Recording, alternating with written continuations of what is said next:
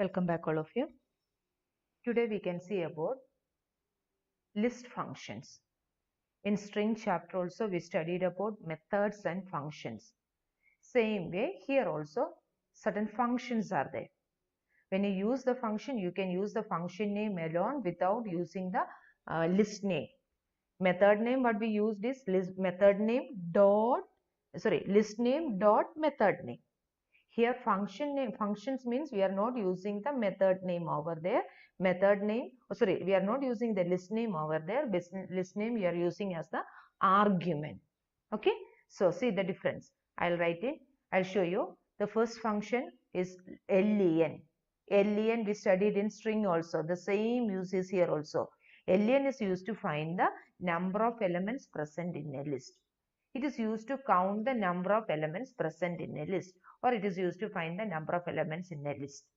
So see the different examples written over there. A equal to, it's a list, and I just written len of A. I didn't use a dot len. A dot len means it's a method name. Here it's a function, so you can use it len inside the bracket A. Inside the bracket you are mentioning the list name as the argument. So len of A, that will give the total number of elements in the list. See, the total number of elements is 8. You will get 8 as the answer. So there is a purpose of len. So what is the purpose of len? It is used to find the number of elements present in a list. So it is a function. So you are using the function name, and inside the bracket you are mentioning the list name. Second one is min. You know the use of min. Min is used to find the minimum element from a list. See the example is written over there. And see the second example. Second example, I just mix up integer value and string value.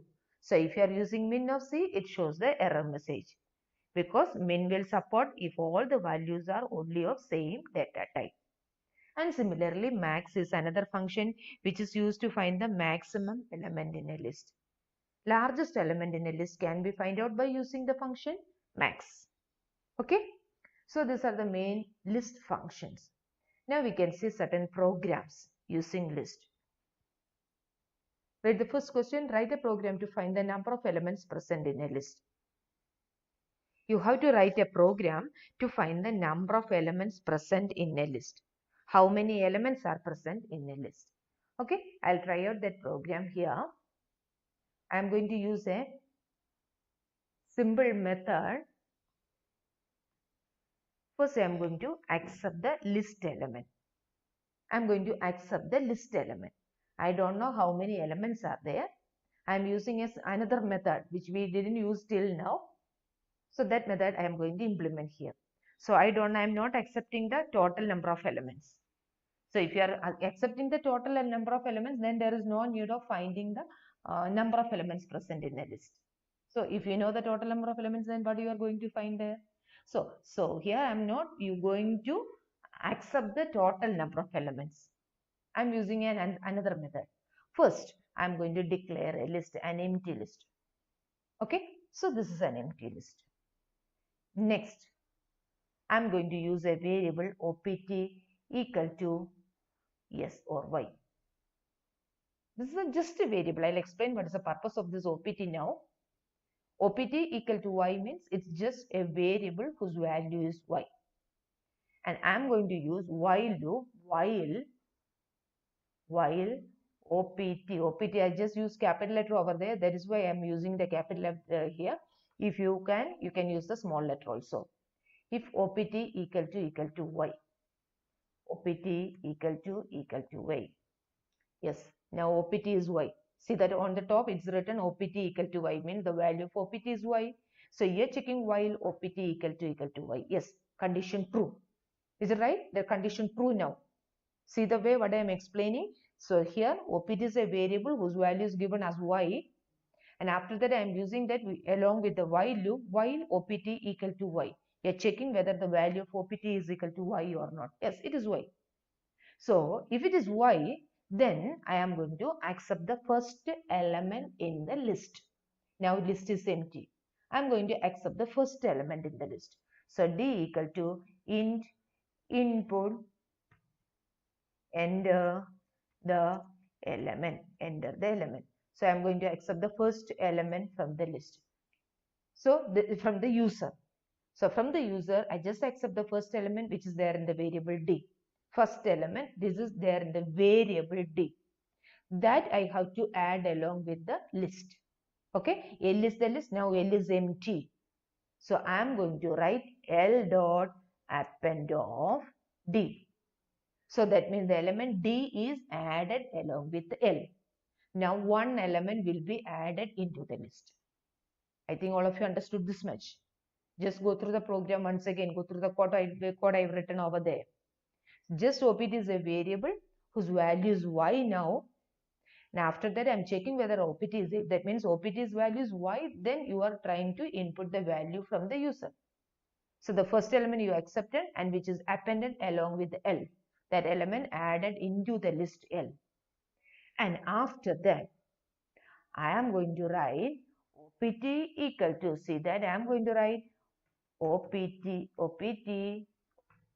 equal to input, do you want to continue? So I am asking the user whether do you want to continue this procedure or not. So if user is entering Y, so here I am just using capital Y. So that means you have to enter capital Y. If user is accepting Y, then automatically the value will be repeated there. I am not writing any other statement now. So if user is inputting Y, then this value will be repeated and the second element will be accepted again. And which will be added along with L. Again you are asking to the user, do you want to continue? If you are saying yes, then this loop will be repeated. When you come out of the loop, I am going to display the value print L. So first what you want to do is this much you do it in the system, run it and see how the execution is going on. Don't do the whole program together. This much, this is not counting how many elements are there in the list. It is just accepting the elements from the user and adding into the list. I'll run the program. See then, I'm going to run this program. Yes, enter the element. The first element is asking the first element. First element is 90. Yes, do you want to continue? So I think you are not able to see the screen. So I'll close it. And after that, I'll run the second. I'll run it once again. Yes, enter the element. First element 89. See, do you want to continue? Yes, because I just use capital Y, so that is why capital Y is used. Then again it's asking the next element is 88. Do you want to continue? Yes, I want to continue. So the next element it is 90. Again it is asking, do you want to continue? Yes, because I just used Y, capital Y there in my program. So if you are using small y here, it will not work at all. Now again I am entering the value 23. It's again asking, do you want to continue? I am saying no, I don't want to continue. So no. Now you can see the list is displaying there. 89, 88, 90, 23.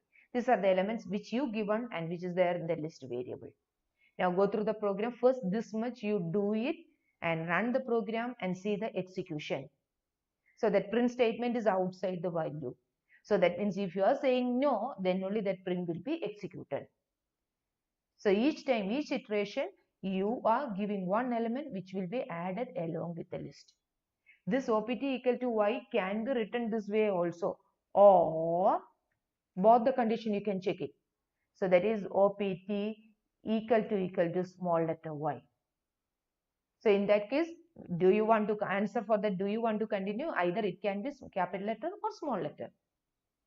Okay. So here you run the program and see the answer. I'll run the program. Yes, the first element is 56. Do you want to continue? Yes. Again it's asking. Yes, again it's asking. So I can give both capital letter and small letter. Yes, 66. Now, do you want to continue? No. So you got 3 elements there in the list. Understood all of you? So you can create a list in this way also. So try out this method. Don't think that it is a tough method. It is not a tough method. This is the way you have to input the values from the user and add it to the list. So here the question, total number of elements in the list. Now you just created the list. Next step, you have to count how many elements are there in the list. So for that counting, I am using a variable count, which is this initial value 0. Now I am using the for loop. Using the for loop, I can extract one element at a time. For j in L. So that means it's extracting one element from the L list, which we already discussed in the first class. You're extracting one element from list L and it is there in the variable j. So you are extracting one element. So that means I am going to update the count variable, count equal to count plus 1, because you got one element, that is why you are updating your count. Second time when the for loop is executed, second element you will get in the variable j. Automatically the count will be updated till you reach at the end of the list. Now after that, when you come out of the loop, you can say print total number of elements in the list is, total number of elements in the list is how many elements? Count. See the place where I use the print statement, it is outside the for loop. Don't confuse everything together. This count is the variable used to find how many elements are there in the list. And you are extracting one element from the list at a time using the for loop. And you are just updating the count variable. Once you come out of the loop, for loop, you will get the total number of elements. Now run this program, you can see the answer.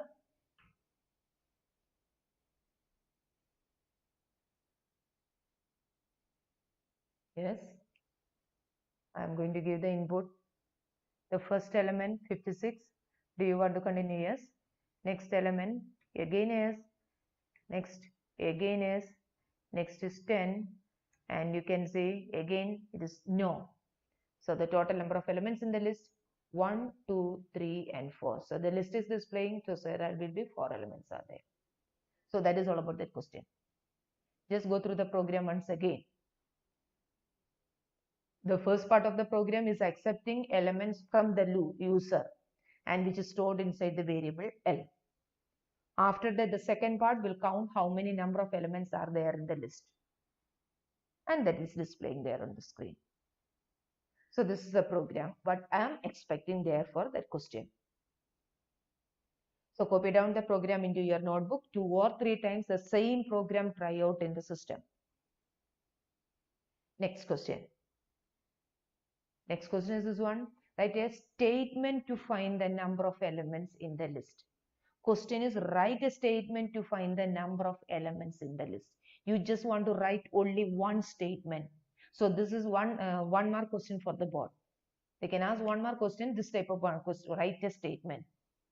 You just want to write only one statement, don't want to write the entire program.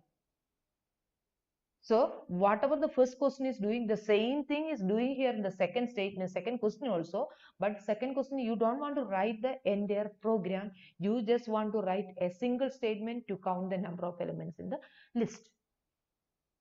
So for that, I'll show you here list here. I'll run this program. This is the program part. Yes, one more element. No. Okay, so you can say the total number of elements in the list is 2. That is the previous question output. Okay, my second question is write a statement.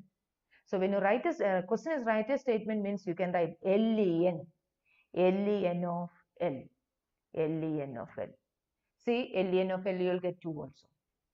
Write a statement. Then this is the only statement I am expecting for that question, len of L. And after that you have to write L is a list. L is a list which contain elements. Only that much you have to write. Okay, all of you? So that is the answer I am expecting for that second question. Here your answer is len of L. After that you write it, L is a list. What this L? That you have to say. L is a list. len is the function name that which we already studied. So using the len function, you know you can calculate the number of elements in the list. So that is why you written len of L, but you have to mention what is this L. That is why you are writing L is a list. That is all about that question. Okay, now, so I think only that much is there. Okay, the next set of questions we can study in the next class. Okay, children, once again I'm saying that try out all these programs.